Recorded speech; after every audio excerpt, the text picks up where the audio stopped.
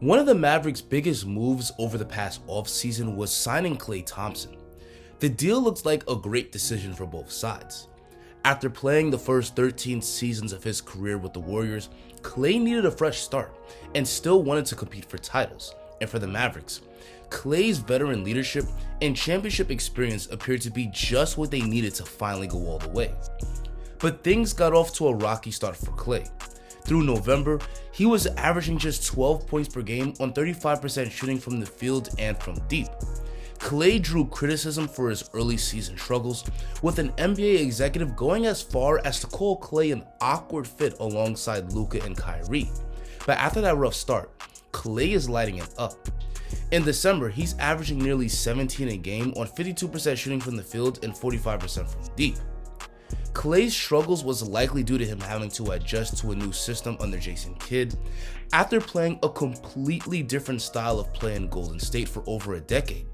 But now that Klay is starting to gain chemistry with his teammates, he's gotten into a rhythm. This version of Klay is exactly what Dallas was hoping for when they signed him in free agency. But how exactly is Klay playing so well for the Mavericks? Let's break it down, but first, we gotta discuss BetUS. Guys, if you love the NBA, then I strongly recommend joining BetUS. You could bet on the games, and you could also make predictions, and if you're correct, you could cash out. With Klay playing this well right now, the Mavericks should be back in the finals, so I'm gonna bet on them winning the Western Conference. If you sign up, use the code YouTube150 and receive a 150% sign-up bonus on the first deposit and 125% on the second and third deposits of up to $2,000. Now back to Klay. As one of the greatest shooters of all time, it should come as no surprise that he's been lighting it up from deep. He shot it pretty well from outside all season, but in the month of December, he's been on fire. He's getting a lot of open looks from playing next to Luka and Kyrie. They're both constantly breaking down defenses, which leads to Klay getting open, and he's money when he gets these looks off the catch. A big part of what makes him so deadly as a shooter is also his ability to hit contested ones. He doesn't have to be wide open. With that quick release and high release point, many of his makes are with a hand up. This opens up the floor for the Mavericks offense. Defenders have to stay attached to Klay on the perimeter because of his deadly shooting from long range, and this opens up driving lanes for Luka and Kyrie, allowing them to go to work.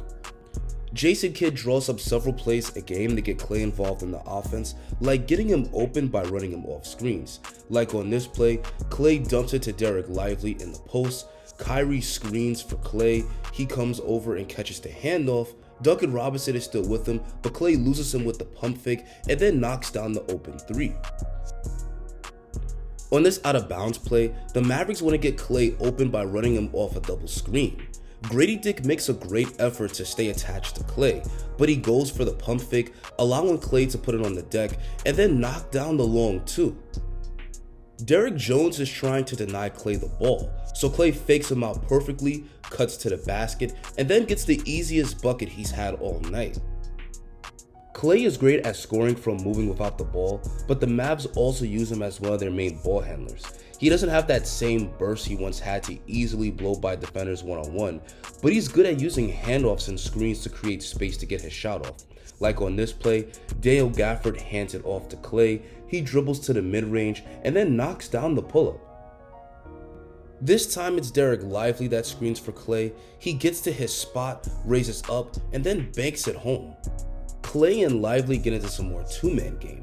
Notice how he fakes out Zubats with the hezzy, allowing him to easily get by him and then finish at the rim with the finger roll. Klay can also use that two-man game to create easy baskets for his teammates. This time Lively hands it off to Klay, he gets downhill. Zubats has to step that up, allowing Klay to connect with Lively on the alley-oop. Lively hands it off to Klay again. Chris Dunn leaves his man to help out on Klay, so he makes the perfect read, finding Quentin Grimes, who knocks down the outside shot.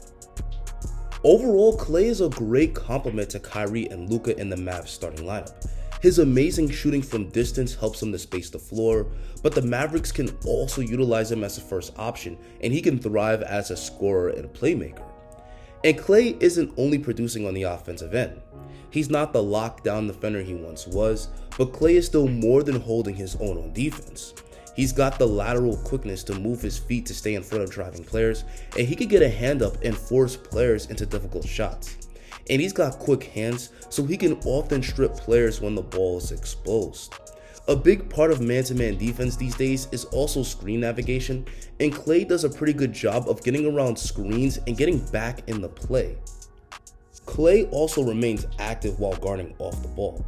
He's done a great job of cutting off passing lanes, which leads to him racking up steals. Klay can also make defensive plays as a help defender. Like on this play, Steph brings it up in transition, gets right by Kyrie, but Klay steps up and denies his former Splash brother an easy basket. The Phoenix Suns get into some pick and roll. Beal finds Nurkic rolling to the basket. Klay is the last line of defense, so he steps that up, forcing Nurkic to miss the dunk and saving the Mavericks 2 points. So that's how Klay Thompson has been flourishing for the Dallas Mavericks. It took him about 20 games to gain chemistry with his new teammates, but it looks like Klay has figured out how to operate within this Mavericks offense while also contributing on the defensive end. With Klay playing this well and with Luka and Kyrie both at the top of their games, it's hard to see any team in the West beating the Mavericks in a 7-game series. But that's going to be it for me, and now I want to hear from you guys. What do you think of how Klay Thompson has been playing for the Mavericks this season? Do you think he can help them get over the hump and win the title this year? Let me see your thoughts down below in the comment section. Guys, I'm going to continue to talk about the Mavericks all season long, so if you enjoyed this breakdown and want to see more just like it, consider hitting that subscribe button. Thank you so much for watching, have an amazing rest of your day, and I hope to catch you guys all next video.